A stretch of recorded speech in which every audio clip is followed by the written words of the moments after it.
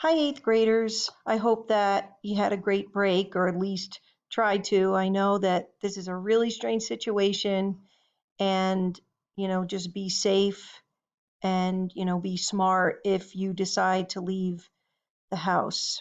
But you know what? You've made history and it's not great history, but it's history anyway. So, we just have to make do with what we have. So for today's lesson, we are going to learn about common computer terms. So we're going to go to, this will be posted in Google Classroom right here, and I'll go over some of the things with you right now. So we need to learn different parts of a computer and how the computers are used in the digital world. There's also, like your iPad and your phone are also computers, and your laptop, which is what I have on my lap right now, and the one in the classroom that the teachers use is called a desktop. So there's different kinds. So these are some of the terms that we're going to go over. And there's videos on this slide too that I'm going to have you watch on your own, but these are just some of the terms. So one of them is called input devices. So input devices, an example of one is something that goes into the computer. So a keyboard, you type into the computer, so that would be an input device. If you use your mouse and you click, that's an input device as well. The microphone could be both because you talk into it, but sound comes out. A speaker would be an output device because sound is coming out. So those are just some examples of input and output devices. You're going to find out about more of them this week. So let me see if there's any other ones. Oh, a menu is like a menu at a restaurant, where if you go into Google Docs or you go into Google Sheets or you go into Google Slides, you're going to see a menu up at the top where it says File and Tools and Edit. All of those are called menus. And let me see. Oh, hardware is what's inside the computer.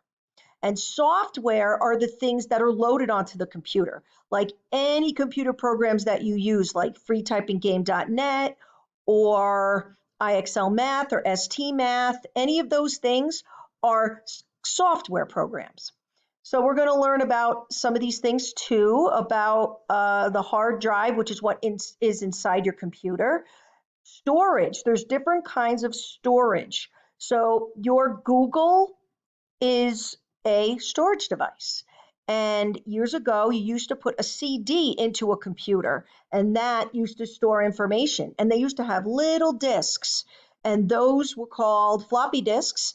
And those you would save information on the computer as well, because even though the computers were big, they didn't store a lot of information back then. Also, there are ones called a flash drive or a thumb drive, and that's another way to store information. Also, SD cards that used to be in your phones. Those are types of storage devices too. So I'm going to have you watch this video on your own on how stuff works and computer hardware and what a computer is. So you could do this all on your own. And I'm going to ask you questions about, oh, by the way, quizzes. I posted a bunch of quizzes in Google Classroom. You don't have to do them all in one day. You can do a few at a time in the next couple of days. Then I'm going to give you one quizzes that I already posted in there. That's 27 questions, and that's the one that I'll grade at the end of the week. So that one, you could practice all of them as many times as you want, but you don't have to do them all in one day. But the computer technology one is the one I'm going to give you at the end of the week as a homework game. And then the information will come back to me. If I do it as a homework game, it'll show your score on there.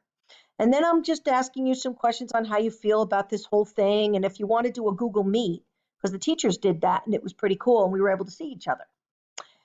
So the other thing I wanted to show you was I also need to attach, I have to think something, I was going to attach something else. Okay, so the computer technology one is this one. This is the one where it has 27 questions, and this is the one that I'm going to grade you on.